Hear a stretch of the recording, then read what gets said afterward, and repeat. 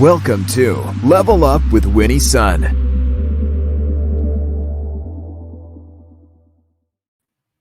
Well, thanks so much for tuning in today. Happy Friday to you. Can you believe we're finally at the last day of the week? How you doing? I know it's been a busy week, I'm sure, wherever you're joining me from. You're probably, looking forward to the weekend. I certainly am.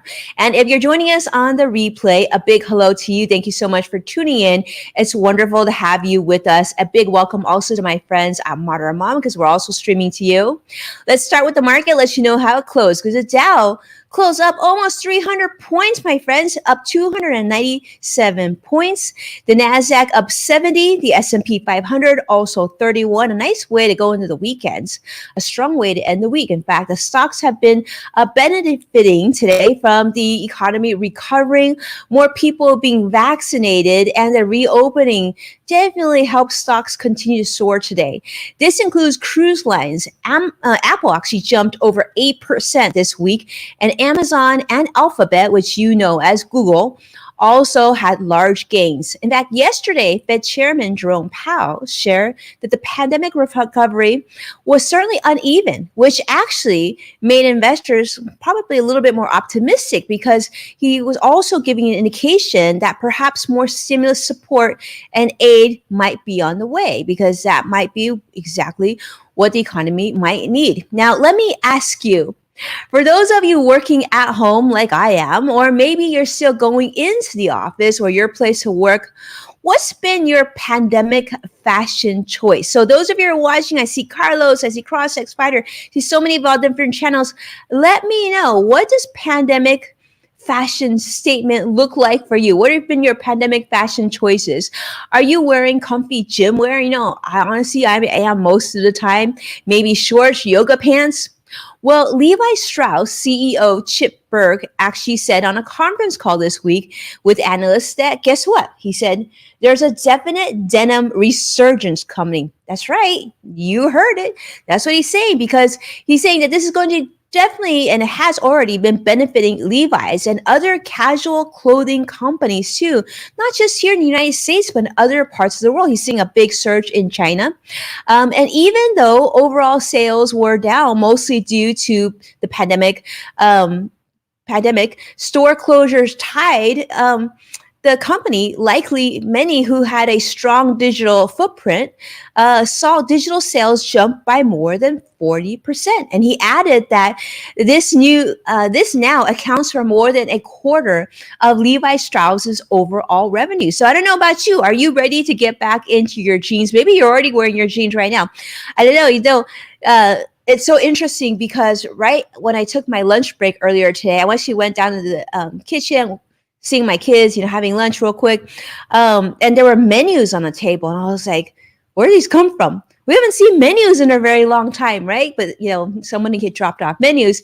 These are the things you sort of forget. It felt like so long ago before things were sort of normal. But that's the reality. And who knows? I want to hear, are you ready to get back into your jeans? Maybe you are. Maybe you're even looking at Levi's. I don't even know.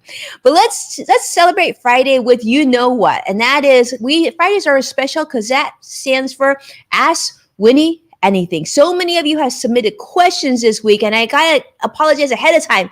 We got so many of your questions, but we're gonna answer some of them, and we're going to save a lot more for next week. So here's what we've got. One of the questions that came about, actually, we have had a lot of questions come in this direction. As you probably saw, last week's unemployment numbers, unfortunately, weren't quite as nice as we were hoping for.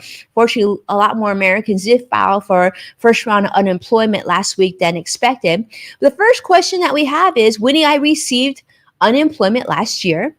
What do I need to know about my taxes? Well, Good question. And some of you probably did receive unemployment benefits during the pandemic last year. Well, today, CNBC reported that as part of the American Rescue Plan, the last stimulus package, the IRS is going to start sending tax refunds on up to $10,200 in unemployment insurance in the month of May. So just in a few weeks. You'd likely be included in this if you currently, earn less than a modified adjusted gross income of $150,000 as a single filer or as a married. You got to make less than $150,000. Now, if both you and your spouse were both unemployed last year, perhaps you're in the same industry even, that benefit would increase up to 20,400 for the two of you. But here's the big but. Although you would benefit both of you for that unemployment tax benefit, but together you would still have to earn less than 150,000. So it doesn't go to 300,000, which seems like a little unfair. But unfortunately, that's the situation. The two of you would need to earn less than 150,000. There's also been some talks on CNBC, Wall Street Journal as well, about whether or not if you both, typically earn more than 150,000, would it make sense for you to file taxes separately? Now, that's a question you might want to consider if you haven't filed your taxes already. Definitely a question that you would, consult your tax professional, your accountant, your CPA. If you're using TurboTax, my understanding is there's questions in there to help you make a better decision as well. So hopefully that helps. But thank you so much for submitting that question. Let's go to question number 2. All right. I love this. It's a really great question. Winnie, I'm super excited. I just got admitted to my dream college, Dartmouth. Well, congratulations. That's great news. I want to be super responsible with my money. My parents said I should start with creating a budget. What do you suggest? Well, first off, congratulations. I remember when I got notification of going to all these colleges and then finally making this decision on which college I want to attend. The first thing you do is you think of all the things you need to buy for your dorm room, maybe little trinkets that you'll share with your roommate. And then soon you want to make sure all your financial elements are in order, right? You make sure you have your savings account, your checking account, your ATM card so you can get to money as you need to. Perhaps you even have a credit card set up. Which is not a bad idea. Now, I will say that typically when you start college, there's going to be a lot of people out there trying to get you to sign up for a new credit card. So it's good to have a little bit of that knowledge before you start school. Now, as it pertains to setting up your budget, let me just say, I'm a big believer that, especially when you're first starting off, that it can be very, very simple. I actually do this process with my young kids. Like my oldest is 12, my youngest is 7, I got a 9-year-old in between. And they actually budget now too. And I think it's really important that you start these habits soon and early before you go to college. And it's actually really simple. You can get a simple piece of paper out. You can use a Google spreadsheet or an Excel spreadsheet, and then simply write down the positive and the negative. And most importantly, what are the things that you absolutely must need to spend for? So it could be your dorm room. It could be, school supplies. It could be electronics. It could be whatever that may be. Create a budget of how much you're allocating financially to those items, right? And keep track. This is key. The other thing you want to do is periodically, and I would recommend like the first 3 months that you're in college, if you can manage this. I know you've probably got a lot going on in school, but I would actually go through your expenses. Try to, if you can, keep everything on a credit card or a debit card. And the reason that is because it just helps with your record keeping. You're probably so busy at school anyways. You're probably not going to want to be jotting and documenting every purchase that you're making. But if you put it on a credit card or a debit card, then every month you'll have record of exactly how much you spend each month. And then what you'll want to do is input that information into your budget worksheet. Now, if you're not sure, you're like, I don't even know what a budget worksheet will look like, and like an Excel spreadsheet, where do I even start? Well, you can actually jump on mybudgetworksheets.com. That's actually an area where my team and I put together a whole bunch of budget worksheets for you for free. You can go on there, you can download them and use them as often as you need to. That's where I would direct you. I think you'll be very happy with those. And then you have any suggestions of other budget worksheets? You're like, Winnie, I would really love to have this kind of budget worksheet. Just direct message me or send me a tweet or something. And you know what? Maybe I'll just put one together for you. Happy to do it. If I can do it, I'm happy to help. All right.